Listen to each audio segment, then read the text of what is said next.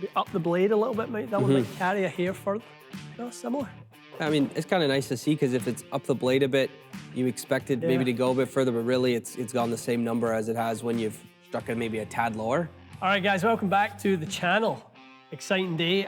Michael, we got a brand new iron launch from PING, the G-Series irons. In PING Canada headquarters? Yes, first time we've done a video in here. This will be good. This is fantastic. The legendary PING G-Series irons, I kind of feel like in the game improvement market, I feel like these are always the ones to beat, to be honest. Totally. For the player that's getting into these in our fitting bays, we see a ton of, you know, what G430 was in irons. So the 440 extension, it looks really, really nice. I was really excited about G430 when that new iron came out. I really felt like from 425 into 430, they'd made some really, really big improvements, some really meaningful improvements with pure flex on the back, sort of changing the badging into sort of a multi-piece design to allow the face to flex a little bit more, and that's obviously continued on. But it is a model and it is an iron that continues to evolve towards a more aesthetically pleasing design while continuing to push the limits of engineering and design. Yeah, good point. That back badging being closed now versus an open cavity, I always talk about bag appeal. If it's just sitting in someone's golf bag, you look at that and go, it looks really high end. Yeah, I think that's the one thing you will say about these, even from the subtleties of, you know, when you look at them in the bag, you've got some nice sort of kind of matte finish, you know, reduces some glare. And then when you see it sort of behind the ball, there's a higher sort of gloss finish to it. I think those things, guys, are the real details that will really turn someone off or turn someone on a set of irons before they even give them the test in the 100%. bay. We know that these clubs will always perform great, but you know they can have to be given a chance. Some subtle changes, Michael. Little bit of a change to CG position. We're looking at a lower CG, 9% lower CG, always pushing the boundaries of higher launch. Sort of a little bit less spin. Yeah. As you increase a little bit of speed, you'll actually maintain that spin. You actually probably won't lose any spin at all. One thing PING have done this year with this line is added some additional length, 1/8 of an inch into the 4, 5, and 6 iron, just give you a little bit more firepower. We've talked about it recently in some other videos about how to blend irons into hybrids or irons into the woods. And that's a great way of doing it. It's just extending the length of the iron a little bit. Yeah, the 4 iron is obviously what we'd consider stronger, is 19 degrees of strong loft. So the interesting today to see in the test today is like peak height, descent angle, spin, making sure that, you know, although they're strong, let's show that there's still some height and forgiveness out of there. Without a doubt. And you see some trends of some companies actually starting to move maybe into this type of design, but going a bit weaker lofts again. One thing to remember is PING have the 3 specs. You've got retro spec if you want it a little bit weaker, take a little bit of that offset away. Yeah, good point. You can gain some bounce if that's maybe advantageous to you. If you play in some softer conditions, you can go the other way. You can go power spec and you can reduce some spin. You can get a little bit more ball speed. And again, for firmer, you know, turf conditions, you can improve the turf interaction a little bit as well, which is always nice. Love it. All right, why don't we hit some wedges, ease into this, and then stronger loft, 42. 42. And then we'll get into some mid irons and long irons. Love it. Okay. Okay, Fries, we're starting with pitch and wedge. G440, shafted with your shaft of choice, which is nice. It's great for doing our testing, standard shaft that comes in. It is a shaft I actually really like. I think it's amongst, PING don't really do, you know, such a thing as stock. Yeah. There's a shaft that's engineered to work with products that they produce, right? It's a multi-component engineering process. AWT shafts are shafts generally that I absolutely love. Ascending weight technology, something that gives you lighter long irons, some kind of mid-weight mid irons, and some slightly heavier short irons. Makes all the sense in the world to me. So not one, this is a constant weight shaft, the Modus 120, but not one that people should discount at all when they're going through the process.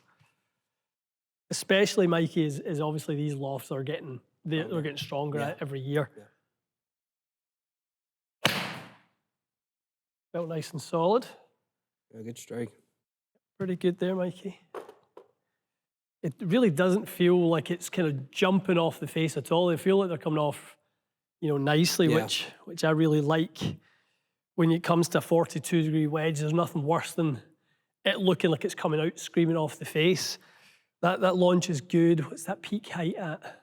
Yeah, so 106 feet peak height. Obviously, you know, between that, the land angle, that's our sort of key numbers. Spin, we're using the lower spin Pro V1 ball, so you could get a little bit more, maybe 200-300 out of a Pro V1X if you needed it. Plenty. Yeah, the interesting thing in here too, obviously, we have a few yards to watch the ball flight in here, and it's a different environment. It's more, I would say, echoey, but the sound of the iron sounds really solid. Yeah, you do get a little bit more of a true acoustic Definitely. sort of experience. Yeah, no, that one felt really nice.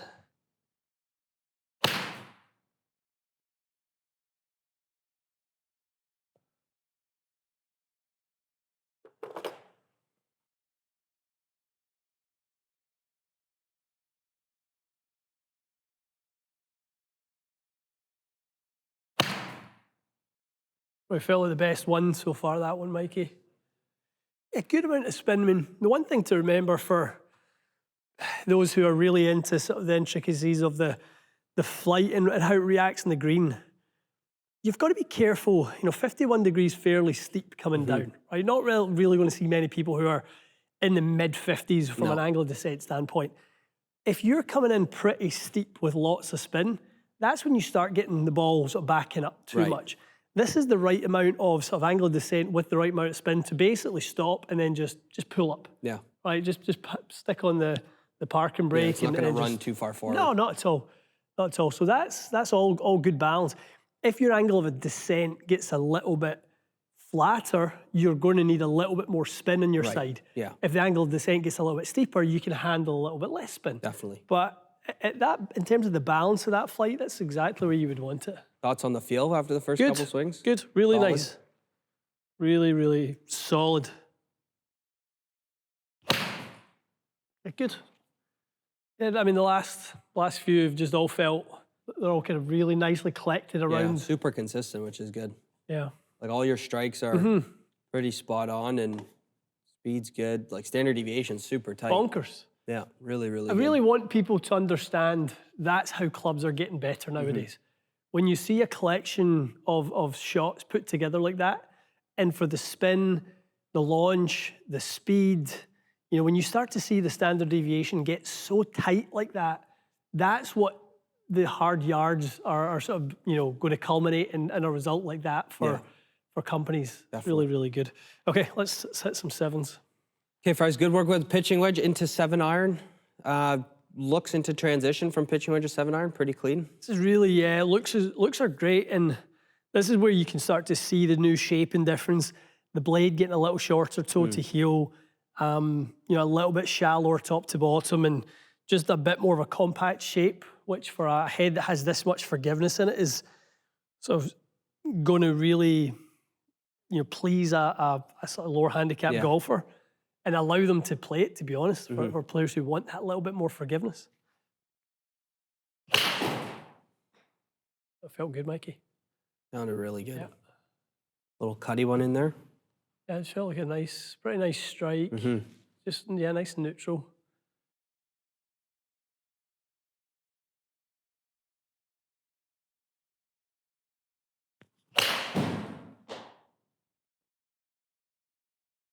To be honest, felt awfully similar.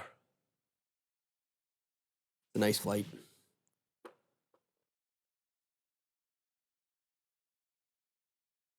Almost identical. Yeah.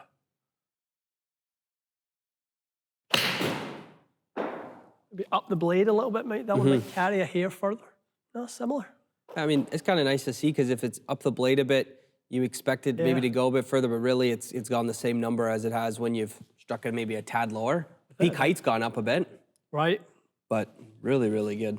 Yeah, have a look at that little collection. I mean, one thing we're seeing between whether it was the wedge or the 7 to this point, I mean, it's not really doing anything different, is it? No, no. Kind of like if you're looking for point and shoot, it's going to deliver for you. Yeah. Your peak heights are almost identical. Almost identical. You would not believe the lengths a company would go to engineer a wedge, a 7 and a 4 that achieve the same peak height. 100%. It's the holy grail, isn't it? 100%. You know, that sort of constant apex is literally what engineering the centre of gravity at a specific millimetre height. Yeah. That is exactly what it's all about. Good point. Love that. I mean, we've done these tests many times, and I think we've always struggled when we got to this point, in that a wedge goes a certain distance and then a 7 is like blows the doors off it, and it's like, you know, 190 carry, because this is what, 29 Your loft? 7 iron is going to be 29 loft. 29. Okay, so I mean, breaking under the 30 degree of loft barrier is a bit of a shift, isn't it? Because I think traditionally at 35, 34 degrees of loft on a sort of more traditional 7 iron, you know, breaking 30 is into a bit of a change. But when you're not getting that change is in perfect proportion to the rest of the set. Good point. At that point, it makes sense. Yeah, good point. Okay, let's give you one more and then we'll hit some 4s. Better. Oh, nice. Yep. Really That's good stuff. Yeah. Okay, Fries. 7 iron, impressive. Like we talked about, those peak heights where pitching wedge was matching 7 iron, which is rare to see, into the 4 iron. Yeah, and you can really start to notice that face height start to drop down a little bit as that centre of gravity is really being dragged down. The sort of height of the iron itself is going to play obviously a major role in that. Yeah, big difference. 11 grooves on the 4s, just kind of looking at in there. 11 grooves on the 4 iron, 12 grooves on the 7 iron, 15 grooves. So it just shows you the progression of the face height as it goes down towards the long irons. This looks like an iron that's just going to launch. Yeah, it's going to be so easy. Which at 19 degrees aloft, generally we look at these as driving irons. I know. Yeah, I think people will find this quite easy to get up in the air. That's going to get up in there nicely, but I've towed the you-know-what off it. On 221. You know, you're standing there with 215 to cover the water, and you're kind of like sweating over it a little bit, you know, and you tow it 10 millimeters, and you're still able to carry it 5 yards beyond the water. Totally. That gives you a huge amount of confidence. Yeah, and it's not knuckling and falling out of the sky either, right? Not I mean, at all. that's 112 feet, 113 feet in the air. Yeah. I mean, it's all very well hitting a wedge in the middle, nice. Hit 7 iron in the middle, nice. The longer the club gets, the more speed that goes into, the more force you start producing from your golf swing. Your miss ratio is going to increase a little bit, and that's where you're going to need the help of the iron. That's great to see that you can miss it that badly.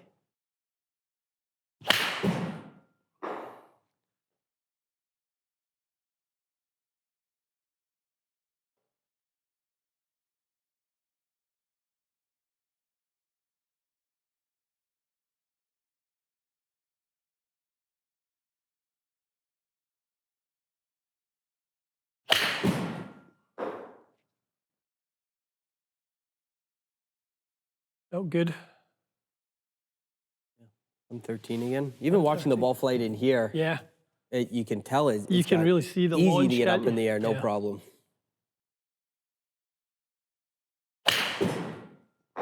Not quite as good as the last one, but I tell you what, I wouldn't want it back. Might be really good. G440 hole in one. I mean, impressive 4 iron.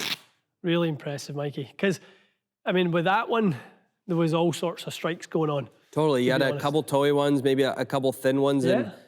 look at your standard deviation on spin is, Honestly, super that's tight. ridiculous. It's ridiculous. It's absolutely ridiculous. I mean, I've not put the best. One felt really good. The third one felt really nice. Yeah. The other ones were a little bit of a mishmash of a toy one, a thin one, and a heely one, and a good one. Rare to see the 4 iron have the highest peak height too, especially at that loft. Totally. It's impressive, I tell you what. I mean, based on the progression that we were sort of thinking at this type of loft with this type of design, we were sort of working out that 13 yards per club was about right for me. It's bang on. Yeah, bang on. You know, if we were 138, 151, 164, 177, 190, if we keep going and that 13-yard progression, it's going to be absolutely bang on. 220 is the right right number to carry this. Really good. All right, good stuff. Really, really impressive, eh? Yeah, I mean, again, the height on that 4-iron, That's crazy to see at 19 degrees aloft how high it's going. But again, acoustics are different in here. The sound of them sounds super, super solid. I know. Every time I do these tests, I genuinely feel this way. Every time I do these tests, I feel like I say to myself, why don't you just play a set? I was just going to say this. What's wrong with you? I looked down at one, I was like, just play these and have fun and enjoy it and not struggle. Well worth a try. Like, you just said they have fun, right? Ping are standing by this sort of, you know, forgiving, fast, fun, right? That's kind of the mantra around the G line right now, the 440 line. And you can absolutely see that. Look, 100%. You miss one, you still hit a great shot. You hit one great, it feels like a great shot.